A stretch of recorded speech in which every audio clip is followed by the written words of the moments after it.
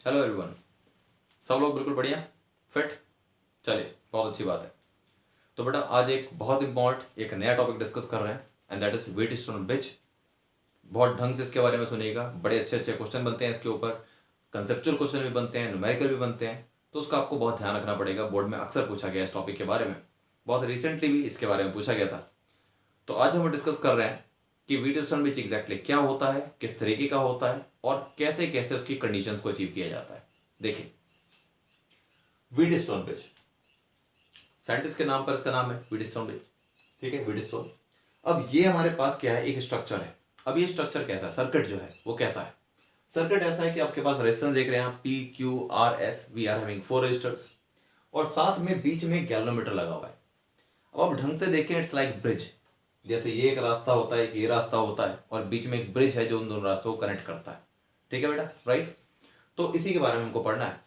तो हम सबसे पहले में क्या करते हैं, सबसे पहले हम ये देखते हैं कि what is the balancing condition of Wheatstone bridge. Wheatstone bridge balanced कब होता है, कब माना जाता है कि व्हीटस्टोन ब्रिज बैलेंस्ड होता है। तो देखिए ढंग से, सबसे पहले बैटरी आपने यहां लगा रखी है, दिस इज की। जैसी की को क्लोज करेंगे बैटरी से करंट फ्लो करेगा। अब करंट कैसे फ्लो कर रहा है, सपोज करते हैं कि आई करंट बैटरी से फ्लो कर रही है, तो आई यहां से आएगी, आई यहां से आएगी। अब यहां पे आने के बाद डिवीजन हो गया, दो रास्ते मिल गए। तो मान लेते हैं कि इस वाली ब्रांच के अंदर करंट I1 चली जाती है, तो इस वाली ब्रांच के अंदर कितनी जाएगी, I2 भी लेट कर सकते हैं। लेकिन फिर भी कम से कम अगर आपको वेरिएबल सेलेक्ट करने हो तो बेटर होता है। तो मैं क्या लिखूंगा यहाँ पे, अगर I में से I1 उधर चली गई तो यहां हमारे पास बचती है I minus I1। Kirchhoff law के हमने बहुत क्वेश्चन किए हैं और उसके अंदर आपने देखा है कि हम करंट का डिवीजन कैसे करते हैं। तो I ऐसे गई तो I1 उधर निकल गई तो I माइनस I1 इधर चली गई। अब इसके बाद क्या होता है, यहां से करंट जाने के बाद फिर करंट को आगे दो रास्ते मिल जाते हैं।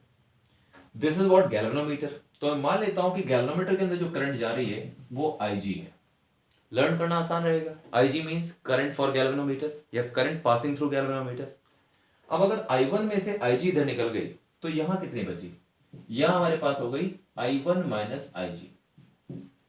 ये I1 माइनस Ig करंट है जो कि इस वाले रास्ते से फ्लो करती है। ठीक है, ओके।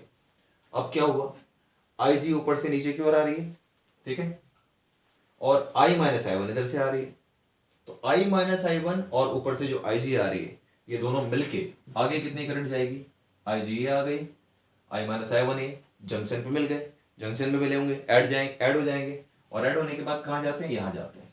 अब ये करंट जो इधर की ओर जा रही है इसका नाम क्या है, this is I minus I1 plus Ig। I minus I1 इधर से आ गई, Ig इधर से आ गई, तो I minus I1 plus Ig। अब अगर सब कुछ सही है, करंट का डिस्ट्रीब्यूशन बिल्कुल सही कर रखा है, तो जितनी करंट यहां जाती है और जितनी करंट यहां आती है उनको ऐड होने के बाद क्या मिलेगा आपको क्या मिलना चाहिए, उतनी ही करंट मिलनी चाहिए जितनी यहां से गई थी इनिशियली, यानी I बचना चाहिए आपके पास। अब चेक करो, I minus I1 plus Ig, I1 minus Ig check कर लेते हैं, I minus I1 plus Ig plus I1 minus Ig। I1 से I1 कैंसिल, Ig से Ig कैंसिल, तो क्या बचता है, सिर्फ I बचता है।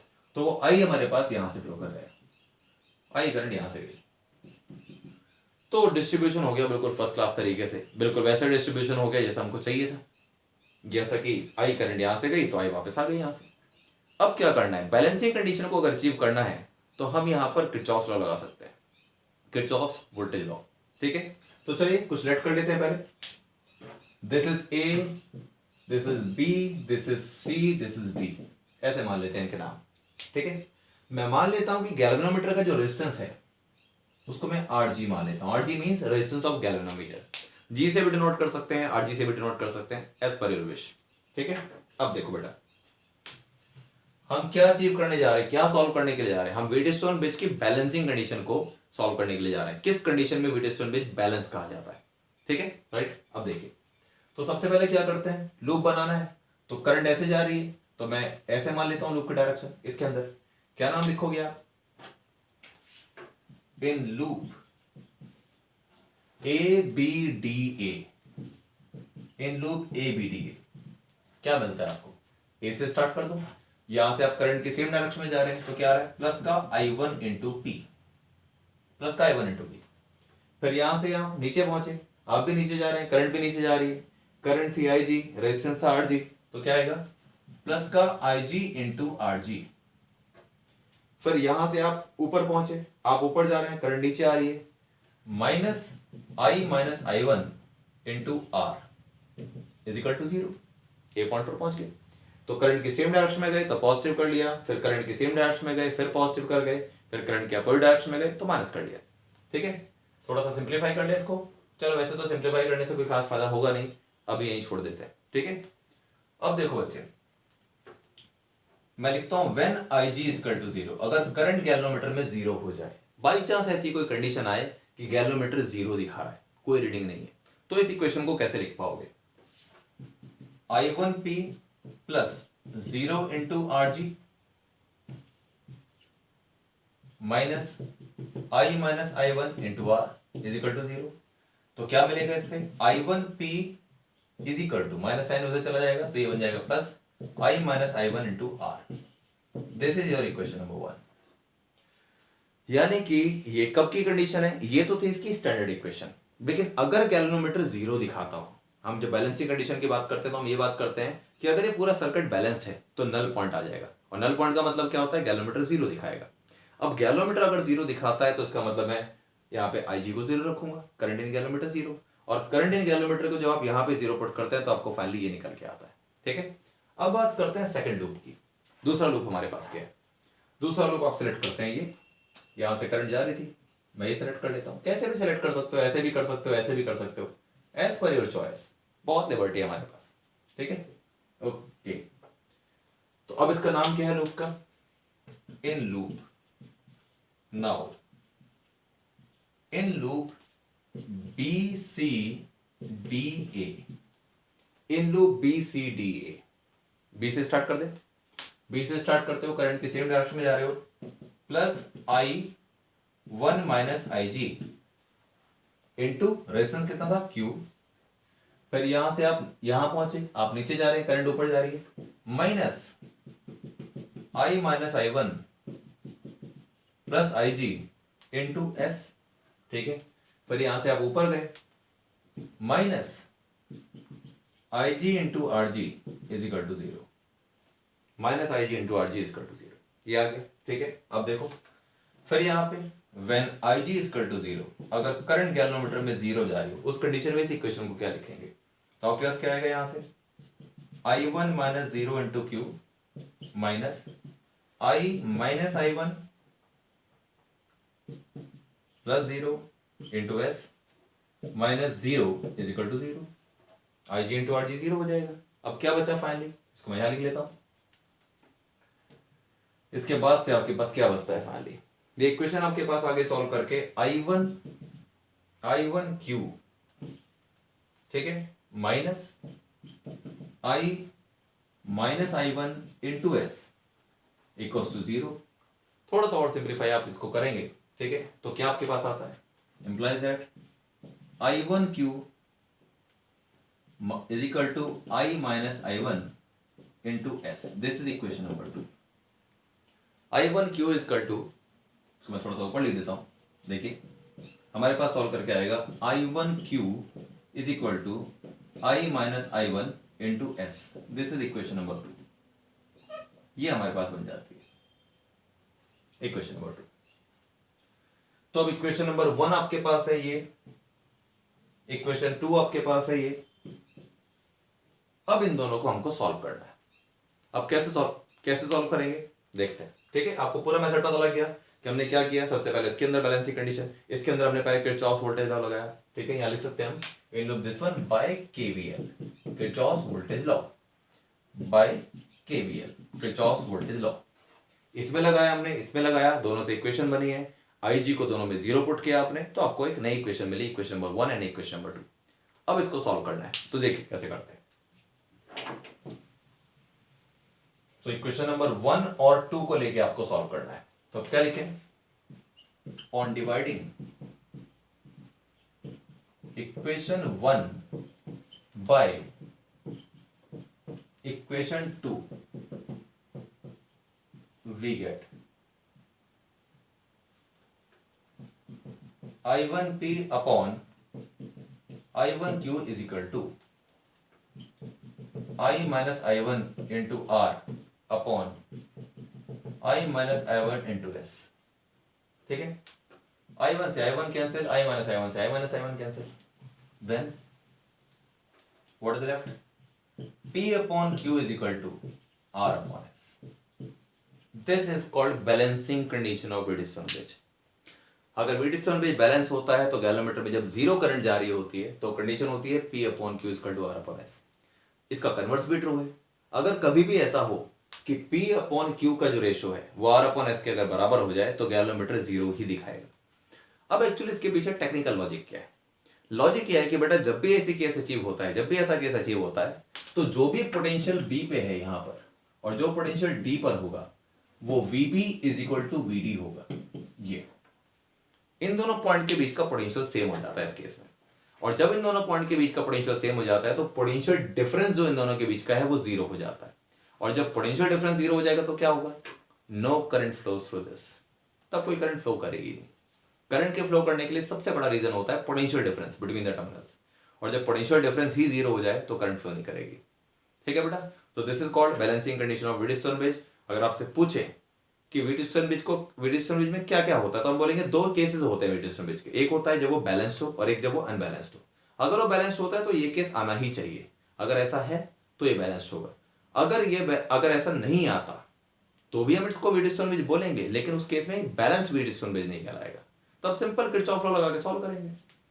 ठीक है बेटा, राइट।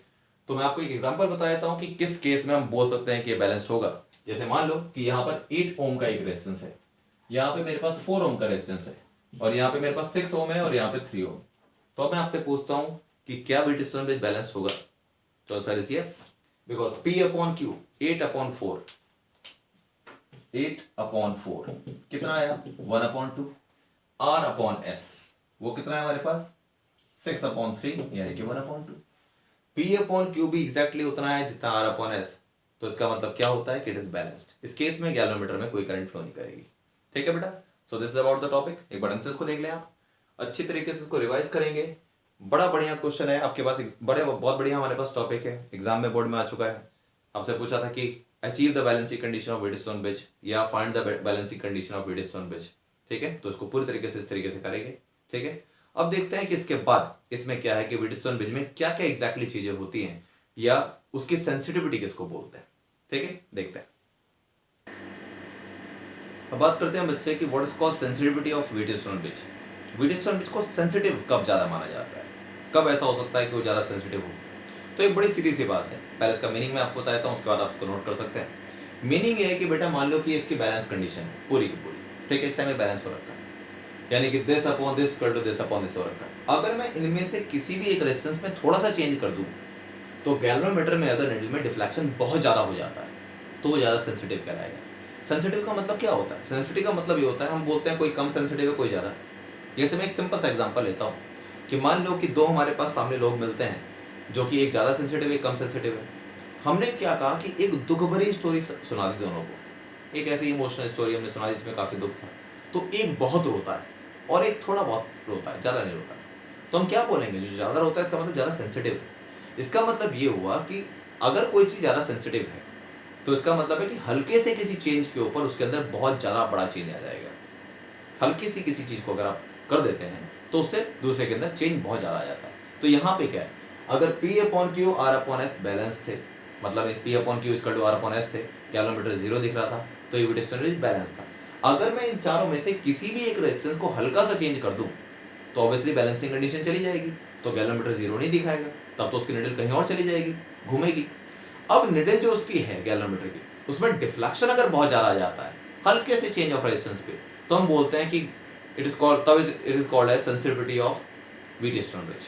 कि व्हीटस्टोन ब्रिज सेंसिटिव तब माना जाता है जब हल्के से रेजिस्टेंस के अंदर चेंज से गैल्वेनोमीटर की निडल बहुत ज्यादा डिफ्लेक्ट करती है। ठीक है, तो मैं आपको बता देता हूं कि exactly how to write in examination if it comes. आपसे पूछते हैं कि define sensitivity of Wheatstone bridge. ठीक है, तो क्या मतलब निकलता है? A Wheatstone bridge is said to be sensitive if it shows large deflection in galvanometer for a small change of resistance in the resistance arm. ये चारों जो रेजिस्टेंस आर्म दिख रही है, ये भी एक रेजिस्टेंस आर्म है, ये भी एक आर्म है, ये भी आर्म है, ये भी आर्म है, इनमें से किसी भी एक को अगर आप हल्का सा चेंज कर देते हैं और गैलोमीटर बहुत डिफ्लेक्ट करता है तो व्हीटस्टोन ब्रिज सेंसिटिव जा रहा है, कम डिफ्लेक्ट करता है तो कम सेंसिटिव है, ज़्यादा डिफ्लेक्ट करता है तो ज़्यादा सेंसिटिव है। बड़ी सिंपल सी बात, ठीक है। अब एक बड़ी इंपॉर्टेंट बात, वो इंपॉर्टेंट बात क्या है, मैं आपको नोट करके इसको लिखवा रहा हूँ, ये एग्जाम में काफ़ी बार आ जाता है। आपसे पूछते हैं कि when the Wheatstone bridge is most sensitive, क्या कंडीशन होती है, किस कंडीशन के अंदर व्हीटस्टोन ब्रिज सबसे ज़्यादा सेंसिटिव हो सकता है, ठीक है, किस केस में सबसे ज़्यादा सेंसिटिव हो सकता है। तो आप उसके अंदर आंसर क्या लिखते हैं, a Wheatstone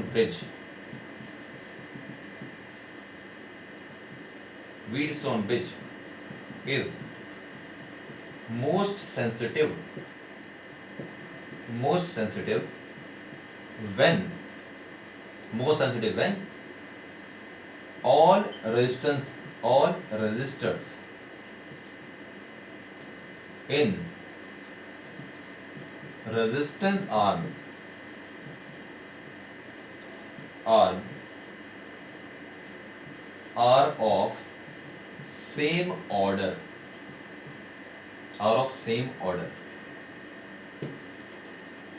अब इसका मतलब क्या निकलता है, जितने रेजिस्टेंस आप लगा रहे हैं वो सेम ऑर्डर के हो, तो बेस्ट कंडीशन क्या होगी, बेस्ट कंडीशन ये होगी चारों के चारों जो रेजिस्टेंस लगे हुए सबको इक्वल लगा दो, 4 4 4 4, बेस्ट कंडीशन हो जाएगी, 8 8 8 8, उस केस में सबसे ज़्यादा सेंसिटिव क्या आएगा, ये इसकी कंडीशन होती है, ठीक है बेटा, राइट।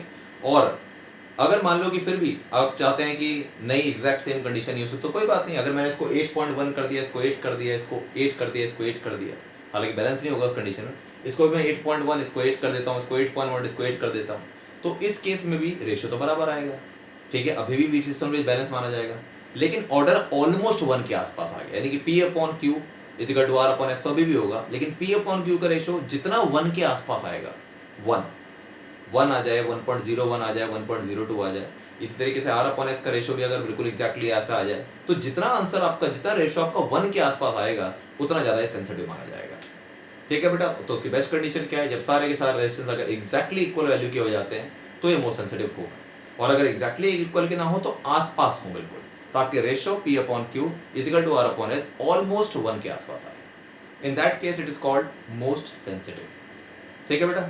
अब बात करते हैं कि व्हीटस्टोन ब्रिज को अगर आपको सेंसिटिव बनाना है तो क्या किया जा सकता है, किन किन चीज़ों के ऊपर सेंसिटिविटी डिपेंड करती है। ये तो हमने बात कर दी कि what is called sensitivity of Wheatstone bridge, फिर हमने बात कर दिया किस केस में वो मोस्ट सेंसिटिव होगा, ठीक है। अब बात करते हैं कि sensitivity of Wheatstone bridge depend किस चीज़ के ऊपर करती है, ठीक है बेटा, राइट। चलिए देखते हैं, अब बात करते हैं बच्चे कि कौन कौन से फैक्टर्स हैं जिनके ऊपर व्हीटस्टोन ब्रिज की सेंसिटिविटी डिपेंड करती है, factors affecting sensitivity of Wheatstone bridge. इसमें सबसे पहला फैक्टर हमारे पास क्या है, सबसे पहला फैक्टर ये है कि इसके जो रेजिस्टेंस आर्म्स हैं इनमें रेजिस्टेंस कैसे लगे हुए हैं। इसका मतलब है कि when they are very close to their value, when their ratio is nearly equal to 1, then it is more sensitive. लेकिन अगर इसका थोड़ा रेशियो इधर उधर होता है, 1 से जितना दूर जाएगा रेशियो उतना कम सेंसिटिव हो जाएगा, ठीक है बेटा, राइट। यानी कि P/Q is equal to R/S अगर एग्जैक्टली 1 आता है इट इज मोस्ट सेंसिटिव, अगर इनसे थोड़ा सा 1 से जितना दूर जाता रहेगा रेशियो उतना कम सेंसिटिव हो जाएगा, ठीक है। यानी कि पहला आपके पास था क्या, relative magnitude of resistances in the 4 arms of bridge, ठीक है। ये जो 4 आर्म्स ऑफ ब्रिज है इसमें रेजिस्टेंस का रिलेटिव मैग्नीट्यूड क्या होता है, ये रिलेटिव का मतलब क्या होता है, रेशियो क्या आता है एग्जैक्टली, ठीक है, वो कह सकते हैं आप। फिर उसके बाद सेकंड है हमारे पास relative position of battery and galvanometer. ये क्या चीज है, गैल्वेनोमीटर यहां लगा है, बैटरी यहां लगी हुई है, अगर मैं बैटरी को यहां लगा दूं और गैल्वेनोमीटर को यहां लगा दूं तो इसको बोलते हैं change in the relative position, यानी कि बैटरी को यहां लगा दिया, गैल्वेनोमीटर को यहां लगा। तो अब इसमें दो बातें, अगर गैल्वेनोमीटर और सेल के रेजिस्टेंस को इग्नोर कर दिया जाए, माना जाए कि चलो ये रेजिस्टेंस कुछ है ही नहीं, कैलकुलेशन में ही नहीं है, एक क्वेश्चन बोर्ड में कई बार आया है कि when Wheatstone bridge is balanced that means when it shows null point, यानी कि जब जीरो डिफ्लेक्शन दिखाता है, then if we interchange cell and galvanometer, cell को गैल्वेनोमीटर की जगह, गैल्वेनोमीटर को सेल की जगह अगर आपने लगा दिया, कब, व्हेन इट इज बैलेंस्ड, जब गैल्वेनोमीटर जीरो दिखाता है, तो क्या सर्किट पे कोई फर्क पड़ेगा, अगर आप बैटरी को यहां लगा दें, गैल्वेनोमीटर को यहां लगा दें तो कोई फर्क पड़ेगा। तो इसका आंसर होता है no, there is no change. ये बिल्कुल बोर्ड का क्वेश्चन है, क्योंकि नल पॉइंट डिफ्लेक्शन पर कोई करंट फ्लो नहीं कर रही होती है, इसलिए रिलेटिव पोजीशन को अगर आप बदल दें तो फर्क नहीं पड़ता। वैसे भी आप देखो बैटरी जो है इन दोनों टर्मिनल के साथ कनेक्टेड है, गैल्वेनोमीटर इन दोनों टर्मिनल के साथ कनेक्टेड है, यानी कि दो टर्मिनल के साथ बैटरी कनेक्टेड है, दो टर्मिनल के साथ गैल्वेनोमीटर। अगर मैं बैटरी को यहाँ लगा दूंगा तो भी ये दो टर्मिनल के साथ कनेक्टेड होगी और गैल्वेनोमीटर भी दो टर्मिनल के साथ कनेक्टेड होगा, तो कोई खास फर्क नहीं पड़ता। रेशो में भी फर्क नहीं पड़ेगा। रेशो आप P upon Q is equal to R upon S ऐसे निकाल लें या P upon R is equal to Q upon S ऐसे निकाल लें, सेम ही आने वाला है। तो मेन बात क्या है, ये तो था हमारे पास तब जब नल पॉइंट डिफ्लेक्शन हो, जब जीरो रीडिंग दे रहा हो और इसके रेजिस्टेंस जो हो वो काउंट ना कर रहे हो, तो कोई फर्क नहीं पड़ता अगर galvanometer and battery are interchanged, ठीक है, एट नल पॉइंट। लेकिन एक और बात भी है, एक और एस्पेक्ट आपको समझना है। मैक्सवेल ने क्या कहा, मैक्सवेल ने ये बात बताई थी इसी कंडीशन के अंदर कि कब फर्क पड़ता है। फर्क तब पड़ता है कि अगर इनके रेजिस्टेंस के बारे में हम बात करें कि बैटरी का भी रेजिस्टेंस है, गैल्वेनोमीटर का भी रेजिस्टेंस है, तो किसको कहां लगाना चाहिए अगर उसको ज्यादा सेंसिटिव बनाना है। तो जिसका भी रेजिस्टेंस ज्यादा है, गैल्वेनोमीटर का रेजिस्टेंस ज्यादा है या बैटरी का रेजिस्टेंस ज्यादा है, जिसका भी रेजिस्टेंस ज्यादा है उसको किस आर में लगाना है, उनको यहां लगाना है। और यहां कैसे लगाना है, यहां इस तरीके से लगाना है कि ये हायर रेजिस्टेंस हो गया, ये हायर रेजिस्टेंस हो गया, ये लोअर रेजिस्टेंस हो गया, ये लोअर रेजिस्टेंस, मतलब इनकी वैल्यू कुछ इस तरीके से हो। मतलब जो हायर रेजिस्टेंस है उनके जंक्शन पॉइंट से लेकर लोअर रेजिस्टेंस जो है उनके जंक्शन पॉइंट तक के बीच में आपको वो लगाना है क्या, जिसका रेजिस्टेंस ज्यादा होगा, तब इसकी सेंसिटिविटी बढ़ेगी। तो मतलब क्या हुआ कि हायर रेजिस्टेंस का जंक्शन पॉइंट ये हो गया, लोअर रेजिस्टेंस का जंक्शन पॉइंट ये हो गया, इसके बीच में कौन सा इंस्ट्रूमेंट लगाना है, गैल्वेनोमीटर या बैटरी। तो आंसर होता है वो इंस्ट्रूमेंट लगाना है जिसका रेजिस्टेंस ज्यादा होगा, ठीक है, तब इसकी सेंसिटिविटी बढ़ती है, ठीक है। तो मैं आपको बता देता हूं, आप इसको लिख भी सकते हैं कि according to Maxwell for greater sensitivity of its one which out of battery and galvanometer the one with higher resistance should be connected between the junction of the two highest resistance। अब चार रेजिस्टेंस है तो चार में से दो अगर highest है, मान लो कि ये दोनों के दोनों हाईएस्ट है और ये दोनों लोएस्ट है, तो इसके जंक्शन और लोएस्ट पॉइंट के जंक्शन के बीच, लोएस्ट रेजिस्टेंस के जंक्शन के बीच में क्या लगाना है आपको, the one with the higher resistance should be connected between the junction of the two highest resistance and the junction of the two lowest resistance। ऐसा मैक्सवेल ने कहा कि अगर ऐसा होता है कि आपके पास ये बहुत हाई रेजिस्टेंस है, ये बहुत लो रेजिस्टेंस है, तो आपको इनके जंक्शन के बीच में कौन लगाना है, गैल्वेनोमीटर या बैटरी, इस बात के ऊपर डिपेंड करता है किसका रेजिस्टेंस ज्यादा है, जिसका रेजिस्टेंस ज्यादा है वो लगेगा, ठीक है बेटा, ये बात पता लगी। तो this is about Wheatstone bridge, balancing condition of Wheatstone के बीच के बारे में हमने पढ़ लिया, सब कुछ ऐसा पढ़ लिया। अब एक छोटा सा न्यूमेरिकल इसके ऊपर जुड़ा हुआ मैं आपको वही करा रहा हूं जो कि बोर्ड एग्जाम में पहले आ चुका है, ठीक है, एक बार उसको चेक करते हैं। अब देखते हैं बेटा कि हमारा क्वेश्चन क्या है। क्वेश्चन ये था जो बोर्ड में आया था पहले कि आपको बेटा दो सर्किट दे रखे, ठीक है, और इन दोनों सर्किट में आपको क्या बताना है, इन दोनों सर्किट में आपको बताना है कि what is the ratio of R1 and R2। R1 आप देख रहे हैं ये लिखा है R1, this is R2, R1 और R2 का रेशियो बताना है आपको, यानी कि पहले R1 निकालना पड़ेगा, फिर R2 निकालना पड़ेगा, फिर उनका रेशियो बताना पड़ेगा। और साथ में कंडीशन क्या है, find the ratio of R1 and R2 when galvanometer shows no deflection. Galvanometer अगर डिफ्लेक्शन नहीं दिखा रहा है तो इसका मतलब क्या है, Wheatstone bridge is balanced, balanced Wheatstone bridge है, ठीक है। अब एक चीज ध्यान रखना, एक बात क्या है इसके अंदर इंपॉर्टेंट है, इस सर्किट में चेक करो यहाँ सेल लगा है, गैल्वेनोमीटर यहाँ है, और इस सर्किट में चेक करो सेल यहाँ है, गैल्वेनोमीटर यहाँ है। अगर कंडीशन बैलेंस्ड है तो आप इनको अगर इंटरचेंज करते हैं कोई फर्क नहीं पड़ता, लेकिन एक बात ध्यान रखना कि यहाँ पर रेजिस्टेंस अलग है, यहाँ पर रेजिस्टेंस अलग है, यहाँ पर गैल्वेनोमीटर का रेजिस्टेंस अलग है, यहाँ गैल्वेनोमीटर का रेजिस्टेंस अलग है, ये 60 ओम का गैल्वेनोमीटर है, ये 1.20 का है। लेकिन अगर डिफ्लेक्शन है ही नहीं गैल्वेनोमीटर में तो गैल्वेनोमीटर का रेजिस्टेंस कोई काम का नहीं है। बस मैं आपको एक चीज बताऊं जो मैंने आपको भी बताई थी कि गैल्वेनोमीटर या बैटरी को किसको कहां लगाना है, ये इस बात के ऊपर डिपेंड करता है कि रेजिस्टेंस किसका ज्यादा है।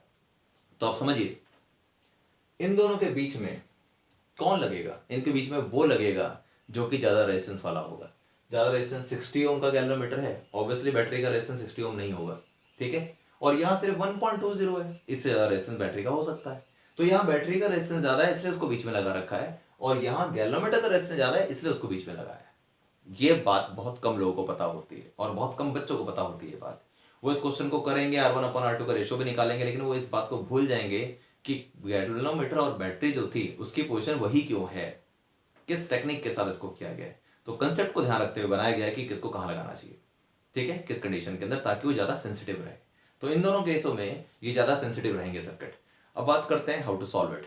तो बड़ा सिंपल सी बात है, मैं सबसे पहले सर्किट 1 की बात करता हूं। तो circuit 1, for circuit 1 P upon Q यानी कि 4 upon R1 is equal to R upon S यानी कि 6 अपॉन 9। तो इससे R1 सॉल्व करके कितना आ गया, क्रॉस मल्टीप्लाई करेंगे तो आपको मिलेगा 36 अपॉन 6 इज इक्वल टू 6 ओम। ठीक है बेटा, 9 4 जा 36 हो गया, 36 upon 6 is equal to 6। R1 हमारे पास ये आ गया। अब बात करते हैं for circuit 2। For circuit 2 P upon Q यानी कि 6 upon 12 is equal to R2 upon 8। R2 upon 8, तो इससे हमारे पास R2 कितना आया, क्रॉस मल्टीप्लाई कर दो तो 8 6 जा हो गया 48। 48 upon 12 that will give you what, 4 ओम। ठीक है, ये 4 ओम आ गया आपके पास। अब क्या निकालना है, R1 अपॉन R2 निकालना है। Therefore R1 upon R2 is equal to 6 upon 4 is equal to 3 upon 2। तो रेशो आपके पास R1 रेशो R2 आ गया 3 ratio 2। This is the final answer. बड़ा सिंपल सा क्वेश्चन था। ठीक है बेटा, तो आपको आइडिया लग गया है व्हीटस्टोन ब्रिज का। बहुत सारी आपने बातें पढ़ी हैं, व्हीटस्टोन ब्रिज क्या होता है, व्हीटस्टोन ब्रिज की बैलेंसिंग कंडीशन कैसे अचीव होती है, इक्वेशन से उसको सॉल्व कैसे किया हमने, सेंसिटिविटी ऑफ व्हीटस्टोन ब्रिज क्या होती है, मैक्सिमम सेंसिटिविटी कब होती है, मोस्ट सेंसिटिव कब कहलाता है वो। ठीक है, और उसके बाद हमने ये पढ़ा कि किन किन फैक्टर्स के ऊपर सेंसिटिविटी डिपेंड करती है।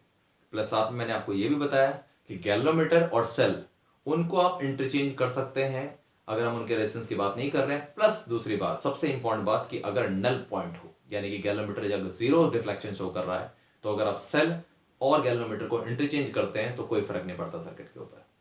ठीक है, लेकिन फिर भी उसको लगाने की क्या पोजीशन होती है, सबसे ज्यादा सेंसिटिव अगर आपको उसको बनाना है तो तरीका क्या है, जो हाईएस्ट रेजिस्टेंस होते हैं और जो लोएस्ट रेजिस्टेंस होते हैं उनके जंक्शन पॉइंट के बीच में आपको उस चीज को लगाना है बैटरी या गैल्वेनोमीटर से जिसका रेजिस्टेंस हायर होगा। इस बात को ध्यान रखिएगा। ठीक है बेटा, राइट। तो इतना टॉपिक पढ़िए आप। नेक्स्ट क्लास में मिलेंगे हम मीटर ब्रिज के साथ। तब तक इस एस्पेक्ट को आप बहुत ढंग से रिवाइज करिए। बहुत बढ़िया बढ़िया क्वेश्चन बनते हैं व्हीटस्टोन ब्रिज के ऊपर, उन्हें आप जरूर ट्राई करिए। Okay then, thank you, all the best, God bless you.